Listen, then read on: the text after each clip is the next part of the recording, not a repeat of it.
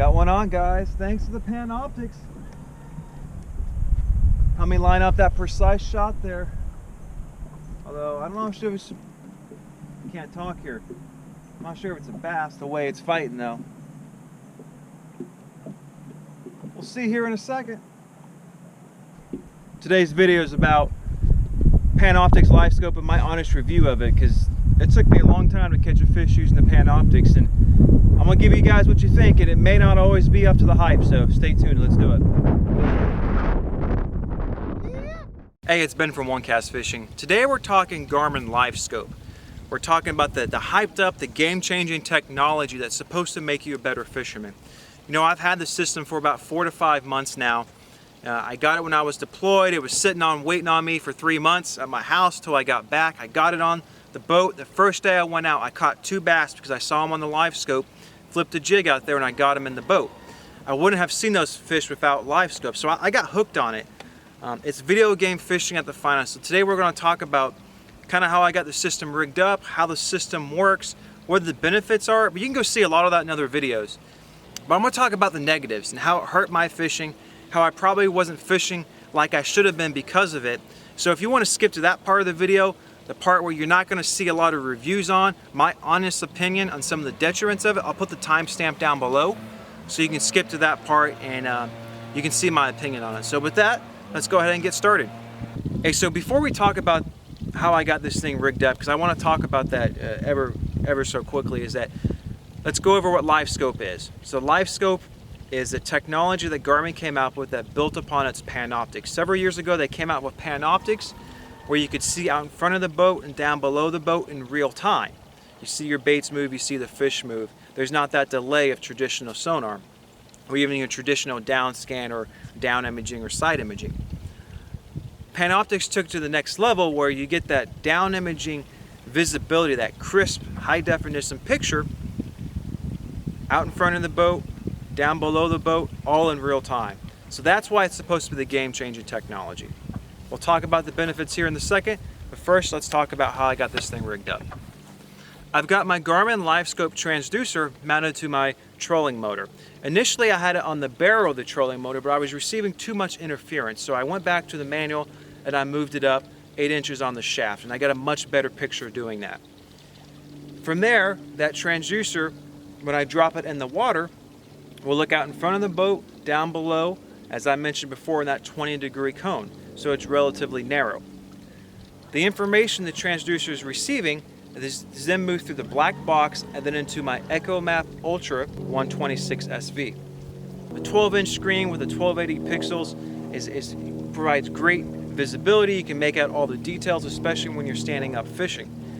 There are other models you can go with, and when we talk about cost and the negatives, we'll talk about some of the cheaper options. But ultimately, you're going to have a Garmin display unit to see what's available on the Livescope transducer. So the benefits of Panoptix. Benefit number 1 is you're able to see what's out in front of the boat.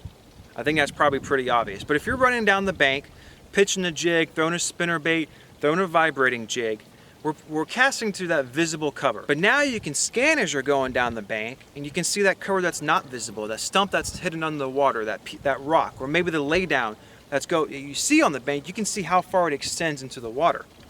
And by doing that, you can make casts to high percentage areas that you would have never been able to, because either you didn't know that piece of cover was there, or if you did, you're right up on top of it, and it's too late. The bass have left. The second benefit of seeing out in front of your boat is you can mark a waypoint if you're offshore fishing. You can pull up there at the Panoptix, and because you got that narrow 20-degree cone, you can make that precise cast to that piece of structure or cover down there. And because of that, it's a precision system that allows you to have a higher percentage chance of catching a bass. So that's the benefit number 1, is being able to see out in front of the boat. The second benefit of using Panoptix Livescope is you can actually see what the fish are doing. So maybe you're running down a weed line and you see bait fish up there and you're throwing a swim jig and you see the bait fish slightly react to it, or even you see your bass come up to it. Because you see the bass react to it, you can either slow your bait down, speed it up, maybe they're slapping at it. Now you know to change colors, or maybe change up your actual bait that you're using. You know, I saw this work when I was using a jerk bait, and again, I don't think I've said it yet, but Panoptix is great for jerkbait fishing. I cast my jerkbait out there, I was jerking it back and I saw a bass come out of 20 feet of water, and it was following my jerk bait. Well, as it was following it, I was ripping it every 3 to 5 seconds. Again, it's in the winter time. As it got closer to the boat, I let that thing sit there for 7 seconds, and then I jerked it real hard. And because it sat there longer and made that rapid change in direction, that bass went and grabbed it in the reaction strike, and I got him in the boat. So being able to see what the bait fish are doing, what the bass are doing to your bait will allow you to make those minor changes to increase your hookup ratio. All right, so the third benefit of using Panoptix, it's very similar to the second, but you're able to see what your bait is doing in the water. For instance, you're fishing a jig, a 1/2 ounce jig in 20 feet of water. You just want to drag that thing along, but you're seeing it, you think you're dragging it, but you're seeing that bait come up off the bottom. Now you know you need to increase your size to maybe a 3/4 ounce. Or let's say you're crankbait fishing. When you make a long cast on your crankbait, you get to the maximum depth at about 3/4 of that cast. So now you can watch your crankbait going through the water column, and you can see the maximum depth and see how close you are to that piece of structure or cover. Maybe you need to move forward and get closer to it. Maybe you need to back off. So you can make those adjustments watching Panoptix. Additionally, if you're fishing for suspended bass, you can count down your lure. You know, traditionally you count down 1 second, 1 foot, depending on how heavy it is. But you can watch in the water column, and then you can reel it back and maintain that depth. Much easier using Panoptix, and it makes sure your lure is in the strike zone longer. For jerkbait fishing, I've learned that on a KVD crankbait jerkbait that's supposed to go 11 feet, on 8-pound tests, making slight jerks and not something really crazy and rapid and then let it sit there, I can get it down to 13, in fact 14 feet at one point. So seeing what your bait is doing in the water can help you make those other minor adjustments to catch more fish. And so that's the third benefit. So again, the 3 benefits are: is you can see out in front of the boat in real time, to make cast a structure out in front of you, to fish out in front of you. You can make those minor adjustments depending on what the fish are doing and how they react to your bait. And then you can actually see what your bait is doing in the water in relation to the structure and cover you're targeting. Now let's talk about the negatives of Panoptix and the things I don't like about it. And the first one is it becomes addicting. I think I've mentioned it's video game fishing at its finest. That means you watch the screen a lot. You're watching your bait, you're watching the fish to the water column. And because I had that success early on, I thought I gotta keep focusing on it, and it became a crutch. I was using it too much. I wasn't fishing the way I should have been fishing. Maybe I marked a waypoint that I think I saw a bass on my other graphs. I pull up there, I don't see the bass on that piece of structure, but I see bait fish or other fish to the left and right. And I would go about casting those and end up chasing them and not catching anything because that's not the species I was targeting. So New Year's Day, and I'll put a link to this video, I ended up catching a 7-pounder, a 6-pounder, a 3-pounder, and one that's probably 1.5 pounds, right? But it was a great day for wintertime fishing. My buddy Sam came up, we marked fish on the graph. I pulled up with a Panoptix. I didn't see the bass on there. I saw some bait fish, but I didn't see the bass. I ignored the Panoptix the rest of the day. I turned it off, kept it in sleep mode. I just didn't pay attention to it. I ended up having a great day that day. So the point is, at times, Panoptix is not good. It helps you, well, it hurts you in the fact that you'll lose some of your other senses in the way that you know you should fish. You may ignore that because you got this fancy piece of technology that you're seeing all this movement out there, and it becomes a detriment at times. So I've been having to learn and remember in my head that this is just a tool. It's not magic, and that it's too easy to become addicted to this piece of technology. Down here, the sun's getting bright. Hopefully the picture's not terrible. But we're going to talk about the 3 other reasons. We talked about the first one. We got 3 more as well. Panoptix Livescope is maybe not the piece of technology you want. So the second reason deals with that 20-degree cone that you're seeing out in front of the boat and down below. That's awful narrow. That means it's not a search tool.